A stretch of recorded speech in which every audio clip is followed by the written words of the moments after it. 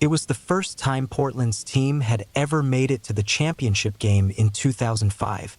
I remember this because the loud roars from the nearby houses surrounded my friend and me while we were deep in the forest, unsure if we'd ever get out of the shadow woods in one piece. Back then, those cheers sounded more like screams. Let me explain. I was a 15-year-old girl who loved skateboarding with her best friend. We were two small punk girls who enjoyed exploring and skating. My friend was visiting my place, but everyone there was glued to the football game. The entire neighborhood buzzed with excitement and cheers for the team. It was, and still is, a quiet middle-class area where nothing unusual happens.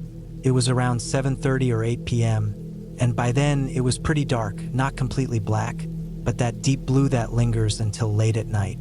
My friend had a pack of cigarettes, and we decided to sneak out and skate down to the forest nearby to smoke and hang out. The forest was a long stretch of woods nestled within the neighborhood. On either side, steep hills rose up to meet the fences of people's backyards. Everyone called it the Green Belt. There was just one way in and one way out, like a narrow valley surrounded by trees and houses high above. All the neighborhood kids played there, finding hidden paths and makeshift forts. We wandered into the forest until we found a clearing far enough from the entrance so no adults could see us. We didn't realize at the time that nearly every adult was indoors watching the big game. It felt safe in the darkness, smoking and laughing with my friend, especially since we could still hear the distant cheers from houses nearby. We had enough cigarettes to have one each, but we liked sharing one at a time, passing it back and forth. It made us feel connected and cool. We were sharing our second cigarette, which was between my fingers, when my friend laughed and reached to grab it. Suddenly, she froze. Her eyes widened, and she silently pointed behind me. "Not going to work, Mia," I thought, assuming she was trying to trick me into turning so she could snatch the cigarette. I barely heard her whisper over the cheers, "I'm serious." I turned around, squinting into the shadows. First, I saw nothing. Then, at the top of the hill, about 50 feet away, a man stood watching us. The forest was usually empty, aside from the occasional kid or teen. Adults only used it to dump yard waste. He was dressed in all black and wore a knit cap. His hands were buried deep in his pockets. I remember thinking he looked tall, though I couldn't make out his face. I waved, hoping he was just a neighbor who'd yell at us for smoking and threaten to tell my parents. But he didn't wave back. He didn't make a sound. "Hello," I choked out. He stayed silent, his hands still in his pockets. A faint light from a porch behind him lit his figure just a little. I whispered to Mia, "What do we do?" The man pulled his hands from his pockets. He was wearing gloves. He stepped down the hill, leaves crunching under his feet, then stopped again, just staring at us. The cheers in the distance, which had felt reassuring minutes ago, now felt eerie and distant. "If we scream, no one will hear us?" I whispered, terrified. "Everyone's yelling right now." Tears welled up in her eyes. I'd known her for 10 years and had never seen her cry. I knew I had to think fast. We heard more leaves crunching. He took another step closer. I yelled, "What do you want from us?" He reached up to pull down his cap, and we realized with horror it wasn't just a cap. It was a ski mask. "Run!" I shouted. "Grab your skateboard." At the time, I thought we could hit him with our boards if needed. In hindsight, it was silly, considering we barely weighed 100 pounds each. We bolted from the clearing, racing through the woods like we were in a horror movie. The man didn't run, but walked quickly after us. We couldn't go very fast while holding our skateboards. Once we escaped the trees, we faced the uphill street leading to my house. He was about a house length behind us, his mask pulled back up. I wanted to pound on a neighbor's door or scream for help, but fear held me back. What if no one was home? We pushed ourselves up the hill as fast as we could. When we were just 3 houses from mine, the man stopped chasing us. We didn't slow down. We ran until we crashed into my front yard, panting and covered in dirt from the forest. My dad was waiting. "There you are." I thought he'd be mad for us sneaking out, but he just sighed. "Well, the team lost the game."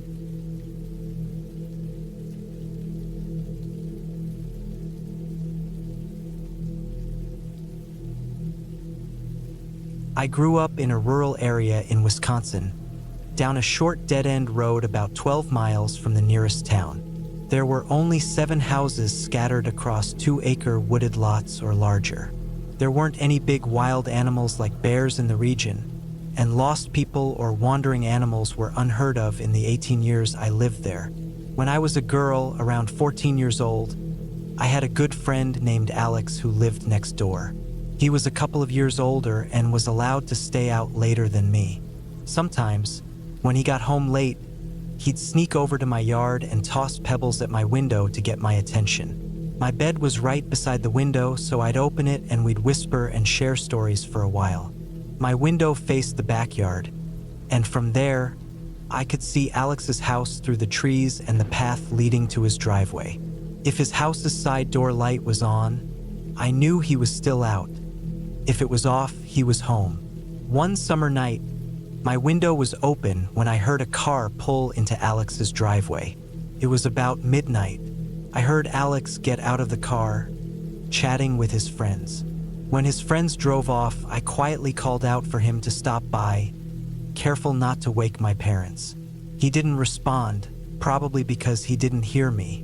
So, I had the not-so-bright idea of sneaking out to surprise him.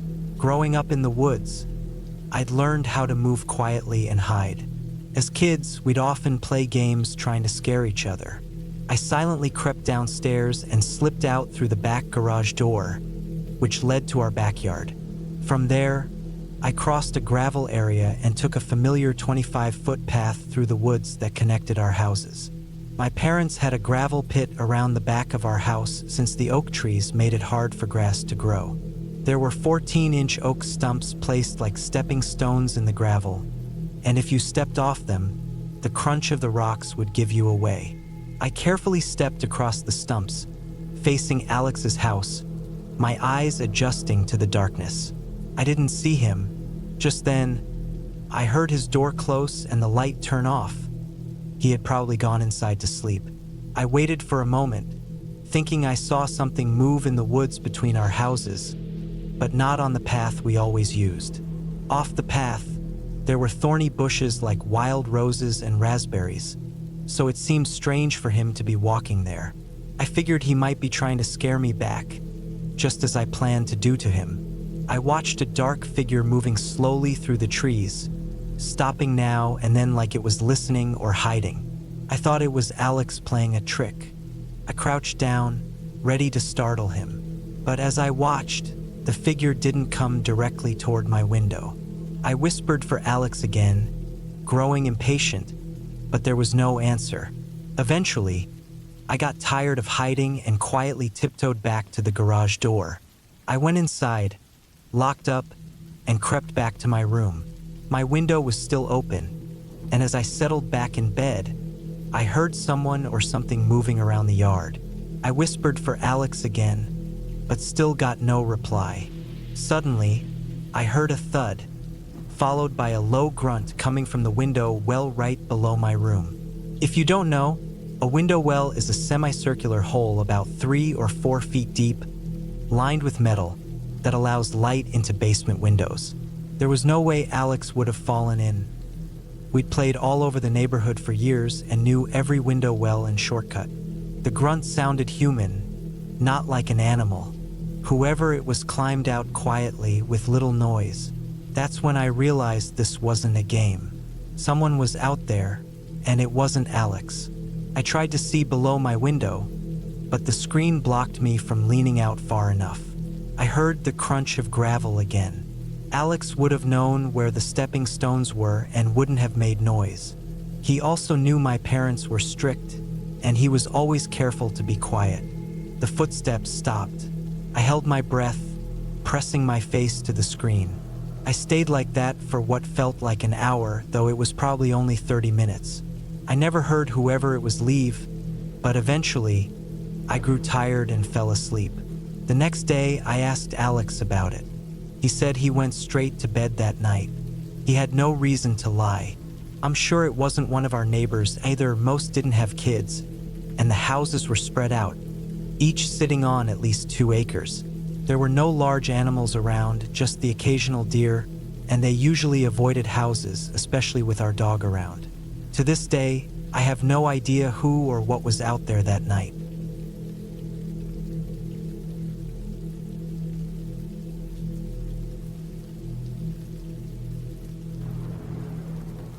Years ago, when I was a teenager, my friend Alex and I loved going longboarding at night. We were night owls and enjoyed the freedom of having the roads and trails to ourselves. Even when we took main roads, it was rare to see a vehicle in our rural area that late. You could always hear a car coming from far away because of the headlights and the noise breaking the peaceful silence. We were really passionate about longboarding then and often rode for miles, sometimes staying out until the sun began to rise. One night, we decided to venture farther than usual to one of our favorite hidden spots. The route started with a narrow paved path that ran between 2 sections of a long lake. It often flooded after rain, so we wanted to enjoy it before it was submerged again. The path stretched about 2 miles and was incredibly peaceful because of the surrounding scenery. When we reached the end of the lake, we kept going and turned onto a nearby path that led into a dense forest preserve. As we approached the first hill, we noticed a small, dim light moving in the darkness below. It moved oddly, and we couldn't figure out what it was. Instead of using our flashlight, we quietly observed it, whispering to each other about what it might be. Suddenly, that tiny light exploded into several bright lights accompanied by loud revving sounds. The sudden noise and brightness overwhelmed our senses, which had adjusted to the quiet darkness. Acting purely on instinct, we turned and ran as fast as we could. The revving and yelling behind us grew louder. By sheer luck, we found a dark, overgrown hole in the side of a hill and scrambled inside. Hidden by the plants and shadows, we huddled there, hoping we were concealed enough. From our hiding spot, we saw our pursuers arrive at the spot where we had just been. There were 4 men, 2 on ATVs and 2 on motorcycles. They were shouting to each other, but we couldn't make out what they were saying because of the distance. We felt safe enough to whisper to each other and tried to guess who they were. My first thought was that they might be park rangers, though we'd never seen any patrolling here before. Plus, the vehicles they were on didn't seem suited for the paved trails. They seemed furious. They yelled things like, "We know you're out there. We can see you. Come out." We stayed silent, hoping they were bluffing. Then one of the men shouted, "Find them now!" and smashed a glass bottle, which destroyed any hope that they were rangers. We watched as they split up and rode off in different directions along the paths, including the one we had come from. Felt like forever before we even dared to move. We were frozen in fear, watching the beams of their headlights sweep through the trees. One of them had already looped back to his starting point. I thought about calling for help, but I was too scared to turn on my phone, afraid that even a small glow would give us away. After waiting for the lights to move farther away, we finally found the courage to run again. We sprinted through the forest, keeping off the paths because their headlights made them easy to track. Whenever we thought they were getting too close, we hid again. The woods became less dense, and finding good hiding spots grew harder. The fear of being caught while lying under thin cover of leaves and twigs is something I'll never forget. Eventually, we burst out of the woods at the intersection of 2 main roads, far from where we started. We ducked into a ditch to finally call for help. When I checked my phone, I saw missed calls from our friend Nick. We had planned to meet him after longboarding. I quickly called him and asked where he was. Luckily, he hadn't given up on our plans and was only a few miles away, heading in our direction. I told him where we were and that we needed a ride immediately. Nick promised to hurry. While we waited, Alex and I stayed hidden, Thankfully, Nick arrived before those men found us. We jumped into the back seat of his car, shouting for him to drive away fast. The relief I felt as we sped away was indescribable. On the way home, we explained everything to Nick. We decided not to call the police, figuring those men would be long gone by the time any officer arrived. Plus, we didn't want to get into trouble for using the trails so late at night. To this day, I have no idea who those men were or what they thought we saw that made them chase us. Friends and family have suggested all kinds of theories, like stumbling onto a drug deal. Later, Alex and I admitted that when we first heard the revving, we both feared some horror movie-like maniac with a chainsaw. Could have ended much worse. The most frustrating part is that we never actually saw what they were trying so hard to protect. We'll probably never know.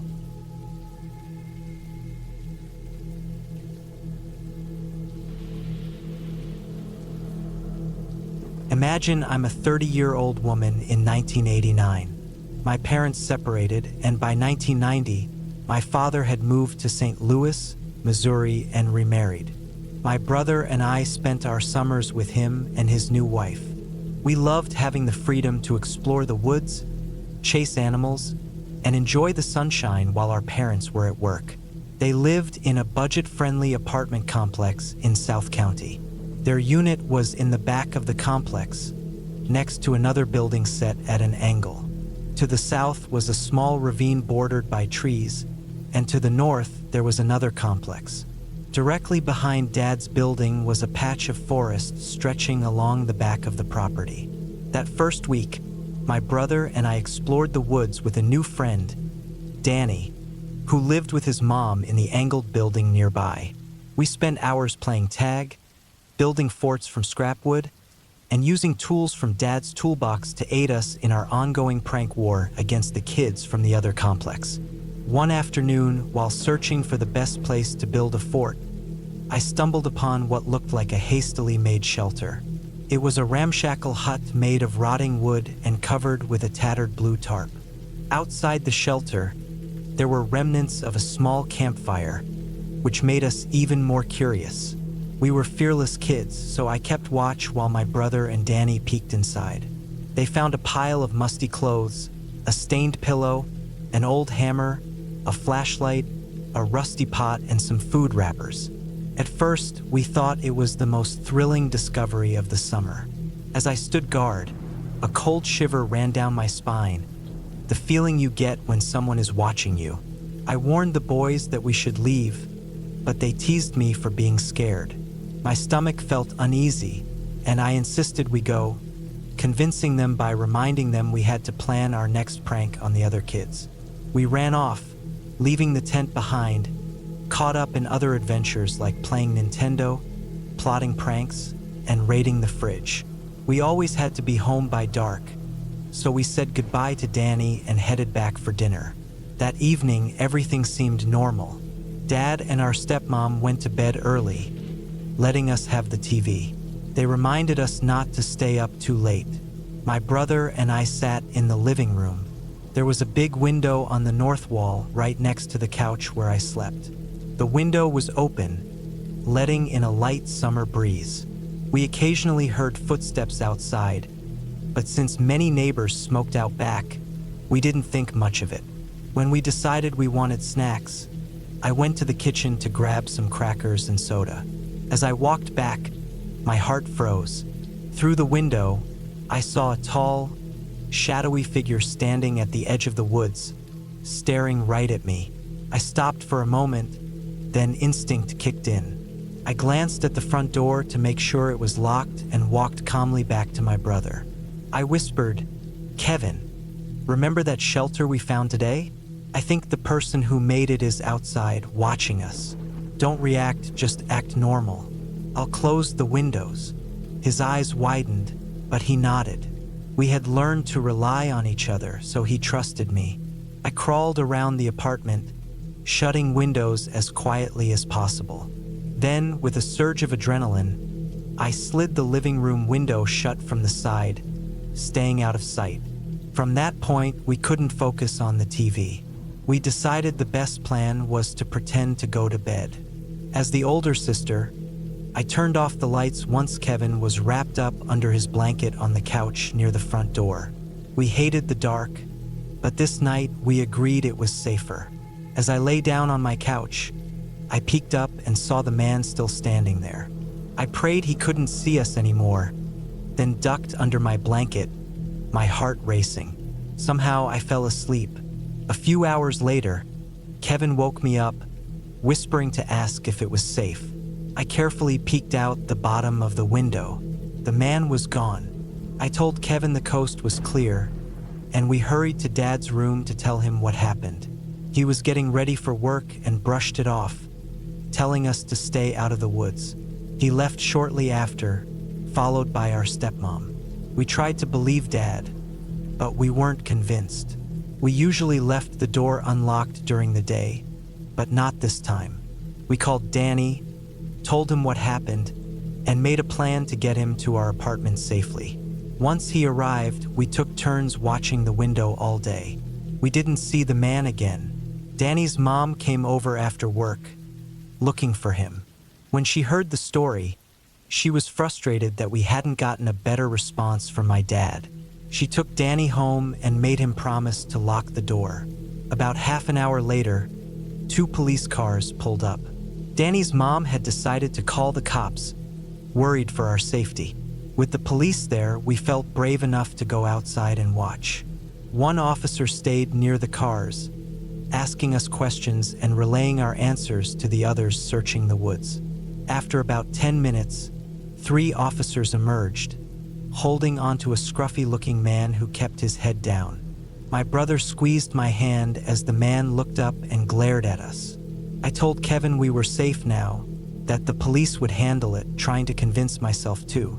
Seeing the knife they found on him made my knees weak. We had been foolish, but incredibly lucky.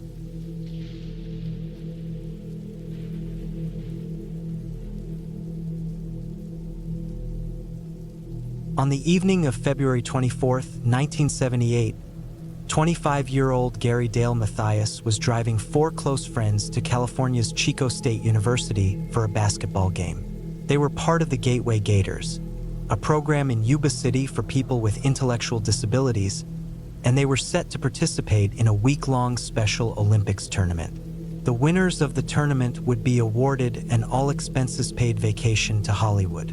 Along with Mathias, the team included 29-year-old Bill Sterling, 24-year-old Jack Hewitt, 32-year-old Ted Wire, and 30-year-old Jack Madruga. Sterling and Hewitt had been diagnosed with mild intellectual disabilities, while Wire and Madruga, though not officially diagnosed, had been accepted onto the team due to learning difficulties. Mathias and Madruga were also both Army veterans. While Madruga's service was uneventful, Mathias's time in West Germany had been marked by significant struggles. It is believed that Mathias developed severe drug issues while stationed there, which eventually led to a diagnosis of schizophrenia. After receiving a medical discharge, he returned home to Yuba City for treatment at the local VA hospital. Known for violent outbursts, many of which involved the police, Mathias's behavior in 1978 seemed to have improved, thanks to a strict regimen of psychiatric medications. His doctors reported that he had made remarkable progress and was capable of living independently. He even worked in his stepfather's gardening business to supplement his disability payments and served as a key member of the Gateway Gators, driving them to tournaments and games. Although the team's first tournament match wasn't scheduled until the following afternoon, they drove to Chico State the day before to watch a basketball game featuring UC Davis.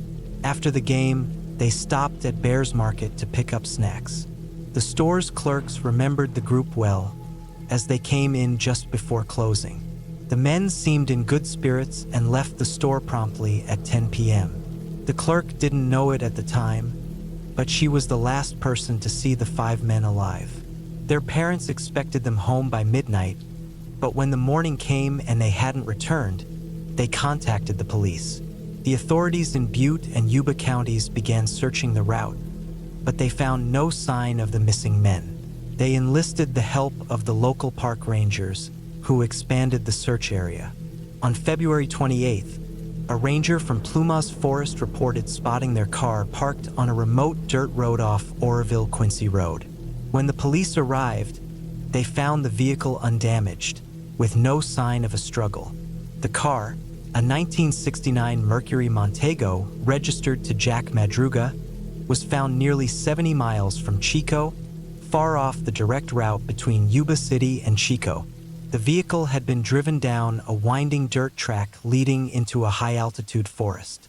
Madruga, known to dislike cold weather, would not have intentionally driven into the mountains, leaving investigators to wonder why they ended up there and why they abandoned the vehicle without warm clothing for the cold conditions. Upon closer inspection, it appeared the car had gotten stuck in a snow drift. There were signs of the driver trying to spin the wheels to regain traction, but the snow wasn't deep enough to prevent the vehicle from being freed, especially by a group of healthy men. The possibility of mechanical failure was considered, but when the car was hot-wired, it started up without issue and had a quarter tank of gas. However, the keys were missing, indicating that the men had left the car with plans to return. The car's location and condition raised more questions.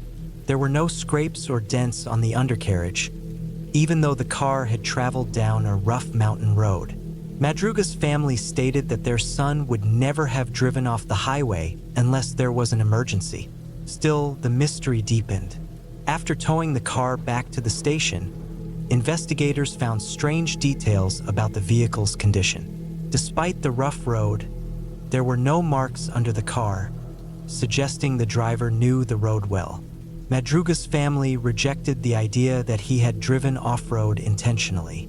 They also noted he wouldn't have left his car unlocked or let anyone else drive it unless coerced. The search continued but was hindered by severe weather. The police received several reports of sightings of the missing men, but most were dismissed. However, 2 reports stood out. A man named Joseph Shawns, staying at a cabin near where the car was found, told police that he had spotted a group of people with flashlights on the night the men disappeared.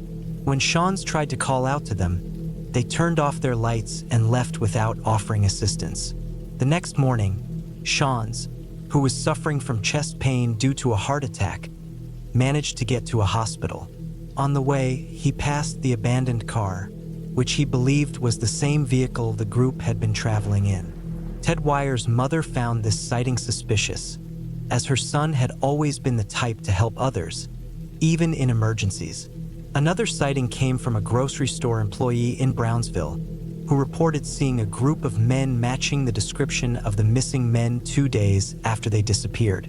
The group acted nervous and quickly left the store, but the store's owner confirmed the men had bought burritos, chocolate milk, and soft drinks, items that Wyer's family confirmed he enjoyed.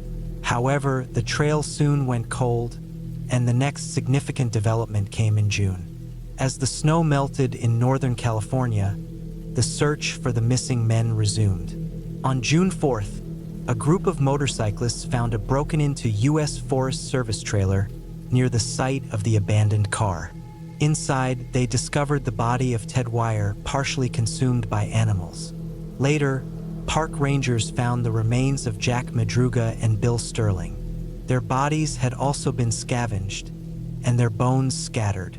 2 days later, Jack Hewitt's father discovered his son's skeletal remains under a bush nearby. Investigators soon confirmed that the men had all died from hypothermia, though Gary Mathias remained missing. Despite the cold conditions, there were strange clues suggesting that Mathias might have survived longer than the others. 3 Forest Service blankets and a flashlight were found near Wyer's body, suggesting he had managed to survive the freezing conditions for a time. Investigators also noted that Wyer's body had signs of extreme weight loss, suggesting he had been alive for an extended period, possibly for up to 13 weeks, before dying from hunger and cold. The men's deaths posed more questions than answers. Wyer's autopsy suggested starvation, and his body showed signs of having lived for months after abandoning the car. Strangely, Despite having access to matches, fire-starting supplies, and food, Wire never attempted to light a fire or eat the sea rations that could have kept him alive. The situation became even more mysterious when evidence suggested that Matthias's tennis shoes were found in the trailer, and there were indications that Hewitt had been the one to cover Wire's body. The men had likely entered the trailer in an attempt to survive, but the exact circumstances of how they ended up there remained unclear. A detective suggested that the men might have been lost on their way back to Yuba City and became stuck while searching for help. However, the purposeful direction in which they walked contradicted this theory. It's believed that Madruga and Sterling succumbed to hypothermia during the long walk to the trailer, and once the 3 survivors reached the shelter, they attempted to hold out for as long as they could. But only 2 of the men survived, and Matthias's fate remained a mystery. Some have suggested that their intellectual disabilities played a role in their decision-making, leading to their tragic deaths, while others believe that a more sinister force might have been involved. Some theories point to the men being pursued by something that scared them so much they would rather die of hypothermia than face whatever it was. The evidence suggested that whatever happened to them, the men were trapped in the trailer for months, perhaps even haunted by a threat that led to their deaths. The questions surrounding their fate remain unanswered.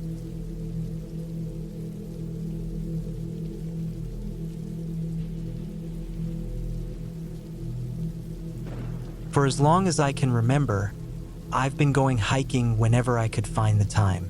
It started as a way to relieve stress. I take a walk around a local park to clear my head or sort out some issue I was having. As my career progressed and relationships changed, I began to hike longer distances for more extended periods. It was like how someone addicted to something needs more of it to feel satisfied. With time, hiking became easier. I went from being someone who avoided activity to a more active outdoors enthusiast. But one thing that never got easier was hiking through the woods either after dark or before sunrise, especially in isolated places. Some trips, particularly in the summer, I'd purposely start my hike in the evening so I could experience the woods at night.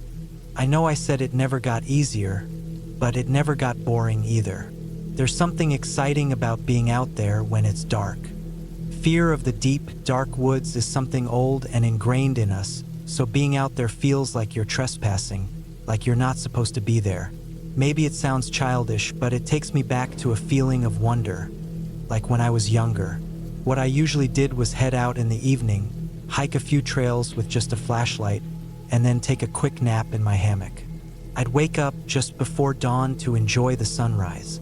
Most of the time, these night hikes went without a hitch, and I never had to worry about using my bear spray.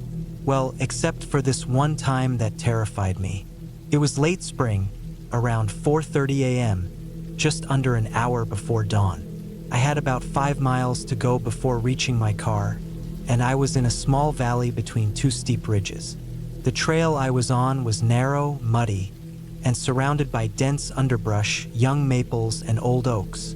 I was focused on the small light from my headlamp, taking one step after another, lost in my thoughts, when suddenly, I heard a loud crack. I froze in place. My first instinct was to run, but I didn't want to panic. My logical mind told me it was probably nothing, but then I heard it again. This time, I couldn't dismiss it. The sound was different, more deliberate. It sounded like a large stick being struck hard against a tree. The cracking noise was sharp and violent, as though someone was putting all their force into it. It didn't sound like something natural, and it was coming from just a few dozen yards ahead. I knew then that I needed to avoid that area, but there was a problem. In about 30 yards, the trail would make a sharp turn, meaning I'd have to face the noise and turn my back to it to continue my way.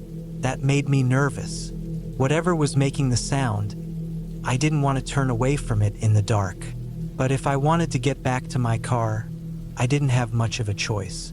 So I stood still and kept listening. A minute passed, and it was completely silent. There was still half an hour until the sun came up, and I was hoping for some safety. I didn't want to turn on my headlamp because it would give away my position. But after a while, I realized the better option was to turn it on, take a quick look around, and see what I was dealing with. If it was someone dangerous, I needed to know so I could escape, but if it was something like Bigfoot, I'd want to see it before anything bad happened. I switched on my headlamp and looked around. When you're wearing a headlamp in the woods, every branch and shadow in front of you looks huge and intimidating. That's why I usually only turn it on when I absolutely have to. Our night vision is pretty sharp, and it's not always about seeing something clearly, but noticing when something is moving. But once you use a flashlight, it ruins your night vision, and you start focusing too much on the shadows. I was about to turn the light on when I smelled something. I've smelled death before. When I was young, my cat went missing, and after a few days, my parents and I started looking for her. We went to a patch of woods behind our house, and I found her body. It was my first encounter with death. I also smelled death again when an unfortunate incident with a possum and my truck happened. I know that scent, so when I smelled it that morning, I knew it wasn't quite death, but it was very close. The smell was sharp and unpleasant, like rotting meat, but not quite decayed. It had a rank, wet dog-like smell mixed with something more pungent and fresh, almost like rotten fruit. It was awful, and it felt alive, not dead. The next loud crack of wood against wood sent me running. I knew that it would make my journey longer, but there was no way I was sticking around. I couldn't turn on my headlamp and give away my position, but I was just close enough to see where I was going for a little while. When that ran out, I kept running as much as I could, then walking as fast as I could when I had to catch my breath. I ran harder than I ever had in my life. It was like I was driven by some deep instinct, something primal. I want to make it clear that after sharing this story, I learned that people associate wood cracking sounds with Bigfoot. I didn't know this when it happened, but even so, I don't believe in Bigfoot or think I encountered anything supernatural that morning. What I do know is that whatever made that sound, it was terrifying.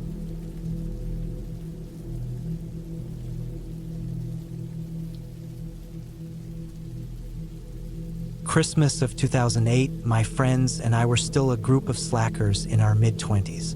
We picked up odd jobs here and there, so we weren't total wasters, but we mostly spent our time hanging out at my buddy's flat, drinking beers, smoking hashish, and flicking through TV channels. One evening, we were looking for something decent to watch when we stumbled upon a survival show on the Discovery Channel. For those who don't know, Ray Meyer was like a more boring version of Bear Grylls from the 90s. He traveled to extreme places like the Arctic and jungles, showing how to survive. It was fascinating TV watching him eat raw fish and forage for berries. As we watched, we started joking about which one of us would be the first to quit if we went on a survival trip like that. What began as a silly argument turned into a real bet between two of the lads. At first, I thought they were messing around, but the more they talked about it, the more serious they got. Eventually, they made a bet. 100 pounds that one of them could outlast the other in the wild. We started seriously planning a survival trip to Wales. Luke and Ben, the two who made the bet, wanted to go to Dartmoor, where the Royal Marines train. Dartmoor's mostly a big, soggy plain, and Ben's brother, who was in the army, warned them they'd likely die there if they went in February or March. Instead, he suggested a place called Kielder in Northumberland. He said it was the closest thing to wilderness in the UK, and it had better chances for finding food, water, and shelter, which would test their survival skills much more than Dartmoor would. Once they picked the location, Luke and Ben were all in. But there was one problem. They needed a third person to make sure it was a fair contest. What stopped them from sneaking off, getting a hotel, and waiting for the other to quit? They needed someone to make sure they didn't cheat, and that someone turned out to be me. To be honest, I wasn't too hard to convince. I thought the idea sounded fun too, but what they really needed was someone to give them direction. Their rough plan was just to walk into the woods and stay there with minimal food until one of them gave up. I didn't think starving in the middle of nowhere was a smart idea, so I suggested a more structured challenge. We could take the train to Carlisle, then hop on another train to a town called Brampton. From there, we would walk about 21 miles through Kielder Forest, averaging 7 miles a day, sleeping 2 nights in the woods, and finishing at a 4-star bed and breakfast for the last night. It wasn't as hardcore as their original plan, but it would still challenge them without being unnecessarily grueling. By early March 2009, we had all the gear we needed: ponchos, freeze-dried meals, cold weather sleeping bags, and other essentials. We took a 7 a.m. train to Carlisle, a bus to Brampton, and then set out into the wild. I say wild with air quotes because the first day was mostly spent walking through farmland, hopping over fences and watching the Kielder Forest loom in the distance. Luke and Ben were trying their best, but I could tell they were already struggling after the first day. We pitched our tents in a small patch of trees, just a mile or so from the actual forest, then called it a night, knowing the toughest part of the hike would start the next day. Sleeping outside in early March wasn't easy. The weather wasn't particularly cold, and there wasn't much rain, but the wind was brutal. We tried to find shelter, but the wind picked up during the night, chilling us to the bone. The wind howled through the trees above us, and after a couple of hours of shivering in our sleeping bags, we decided to pack up and get moving again. What started as an adventure had quickly turned into something less enjoyable. By the time we found a part of the forest with some shelter, we were all pretty exhausted. We dropped our packs, set up camp, and had a quick breakfast of peanut butter and crackers. It wasn't too hard going, but watching Luke and Ben struggle with the situation was somewhat amusing. They spent most of the second morning complaining, which, to be honest, kept me going. After a quick nap and some tea, we packed up and continued on. A couple of hours later, we were deep in the forest, far from any paths. The terrain became uneven, and the weight of our packs made navigating much harder. It was tough going, and it became clear we weren't going to make the planned distance. The mood started to dip, especially since we only had so much food and a limited supply of clean clothes. What was supposed to be a fun survival trip was beginning to feel more like a nightmare. Then, just as I thought things might get worse, we stumbled upon Burnside Lodge. 1 minute, we were just watching the ground to avoid twisting an ankle, and the next, we saw a clearing with 2 buildings. One looked like a derelict cottage, and the other was a small stone shed. We circled it for a bit, making sure it was empty, then approached to take a closer look.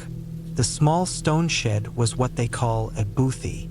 I had no idea what it was at the time, but it turned out to be a simple shelter, usually left unlocked for anyone to use. It had a table, a fireplace, and a few dusty old mats. Normally, we wouldn't have even considered using it, but since it was starting to rain and we were already looking at an extra day of walking, a night in the bothy didn't seem so bad. As we took a break, Ben decided to check out the old cottage. I figured he was just peeking through the windows, but when several minutes passed, I started to wonder what he was up to. I went outside to find him nowhere in sight and the cottage door wide open. Before I could call him out, I heard a dog barking from the woods. A man appeared, yelling at us. I thought he was the owner of the cottage, so I told Ben to get out of there, but the man's dog kept barking and running back and forth. When the man reached us, he seemed annoyed and asked what we were doing. I told him we thought the place was abandoned. He said it wasn't, and the owner would be unhappy if someone trespassed when there was a perfectly good shelter nearby. At first, we panicked, thinking he'd call the police or kick us out of the bothy. But then he smiled and laughed, telling us it was all a joke. It turned out he wasn't the owner. He just knew the owner, and the cottage was as open to visitors as the bothy. Despite his strange behavior, he let us stay in the bothy for the night. Ben, trying to be polite, asked his name.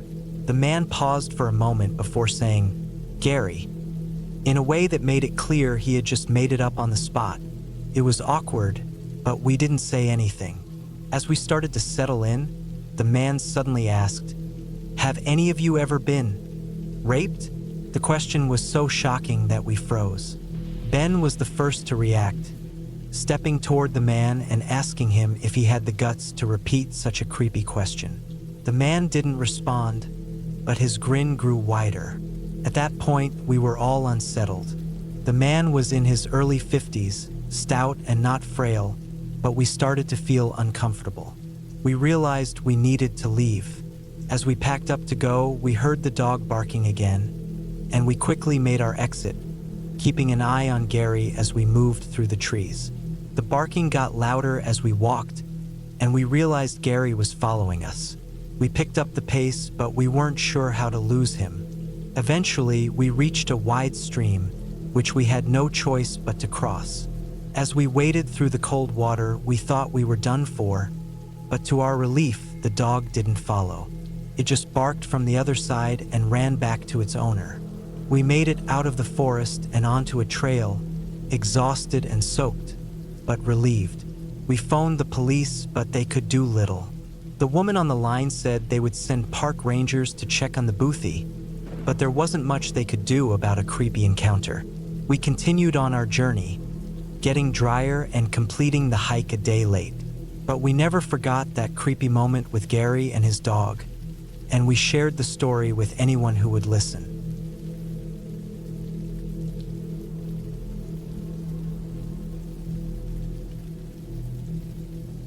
I grew up in the 1970s in a small town called Maple Ridge, located in British Columbia. It's a quiet, pleasant place, perfect for raising a family. But after struggling through high school, I faced a future I wasn't too excited about. The idea of spending my life in low-wage jobs around town wasn't appealing, but I didn't want to leave either. I had friends and family here. However, most of the work available involved punching the clock for someone else. I knew I couldn't stand listening to some idiot giving me orders all day. I also didn't want to be a cop or a fireman, professions that paid well without needing a degree. All I wanted to do was work on motorcycles. The problem was, I didn't own one, nor could I afford one. Even after saving for 18 months from a low-paying job, I still wouldn't have enough for a decent bike. Then my uncle told me about a logging company up near Mill Creek that was hiring. It was easy to get a job in the logging industry back then, mainly because you'd have to be a little out of your mind to take on such dangerous work. The pay was good, and you didn't even need a high school diploma. It became a popular option for those brave enough to handle the risk. This was the late 70s before safety regulations became so strict. Back then, injuries were just part of the job. When I started, some of the guys told me I wouldn't last a month without getting hurt. I thought I could beat the odds if I was careful, and I managed to work 7 months without injury to save up for a bike. I later realized that the stories about getting hurt were just to mess with the newcomers. However, another guy I worked with, a guy around my age, wasn't so lucky. He lost his life in the woods, and to this day, no one knows who did it. Shortly after I started, a kid named Johnson joined our crew. His full name was Adam, but everyone just called him Johnson. We didn't work much together, so I didn't know him well, but I heard a lot of stories. They weren't flattering. He was quiet, lazy, and strange. He caused a lot of trouble for the crew. He was always late, even when we were staying at logging camps where he had no excuse. Sometimes he would disappear for an hour, and people suspected he was using drugs. But no one ever found any, so they just kept warning him. Eventually, they had enough and were planning to fire him. Then one day, Johnson simply vanished. The crew said he walked off into the woods, claiming he needed to pee. That was the last anyone saw of him. We weren't at a logging camp that day, so the crew figured he just left and went back to Mill Creek without telling anyone. They didn't even realize he was gone until 3 or 4 hours later. They did a quick search of the area before reporting him missing. The next morning, when he didn't show up for work, we figured he was gone for good, so we carried on with our day. But then, a week later, I heard that his mother had shown up at the foreman's office. She hadn't heard from her son since he walked off the job, and instead of calling the police right away, she spent several days looking for him. That made a lot of us think Johnson was involved in something illegal. Why else wouldn't his mom just contact the police? Maybe she didn't want the cops finding him before she did. But that's just a guess. She asked us to keep an eye out for him, and a couple of days later, the cops showed up. I'm not sure what was said between the officer and our foreman, but next thing we knew, they asked us to help search the woods near where Johnson had gone missing. The foreman didn't seem happy about it, and it almost felt like they were implying one of us had something to do with Johnson's disappearance. If that was the case, I understood why he halted work for a while to get us to help. No one objected, especially considering it might involve one of our own being in danger. Johnson wasn't a bad kid, just a screw-up, but seeing his mom so distressed made a lot of us feel guilty. We formed groups, and the cop organized us into lines to search the woods in the direction Johnson had gone. We walked for a long time, keeping an eye on the ground, and eventually, just when we were about to give up, one of the guys on the far right shouted that he'd found something. We rushed over to see a single boot lying in the dirt. None of us knew for sure if it was Johnson's, but somehow we all recognized it. Knowing we were on the right track, the cop called off the search and thanked us before calling in backup to continue the search properly. The whole crew was buzzing with different theories about what had happened. Some were skeptical and thought we were making a big deal out of nothing, just a lost boot, probably from him walking off to get high. Others believed it was the start of a murder investigation, with one of our own as the prime suspect. I didn't know what to think until they found Johnson's body in the woods. The cops were in and out of the camp for the next few days, but never in large numbers. Then, one morning, we arrived at work to find the camp in chaos. We quickly learned that the cops had found Johnson's body, and it was bad. Worse than we expected. The police wouldn't talk much, but based on what we overheard, we pieced things together. After photographing the crime scene, the cops had to carry Johnson's body in pieces through the woods to a coroner's truck. Pieces, not a whole body. His arms, legs, and head had been torn off, then stacked neatly in a hollowed-out tree trunk. We didn't know what to think about that. The police didn't deny the rumors of how his body was found, but no one could confirm it either. What followed was a search of the lumber yard, and 3 members of Johnson's crew were taken for questioning. Some of us started wondering if they'd had enough of him and decided to deal with him permanently, but that didn't seem likely. If they had a problem with him, they would have just fired him. They wouldn't have taken him out to the woods and butchered him like that. Eventually, those 3 guys were released, and we never heard from the cops again. It seemed they ruled out murder. They believed the body had been torn apart by an animal, not a chainsaw. But the manner of death was strange. In my last month working there, after I saved up enough for a motorcycle and planned my move to Phoenix, I overheard more rumors about Johnson's death. Some of the things I heard were unsettling, and I didn't want to spread them. I can't help but wonder what happened to him. If it was some debt or a criminal issue catching up to him, or if it was something stranger, something I might have shared the same fate from. If it was anything inexplicable, I could have just as easily been the one left in those woods, torn apart and hidden in a tree, with my final moments of terror frozen on my face.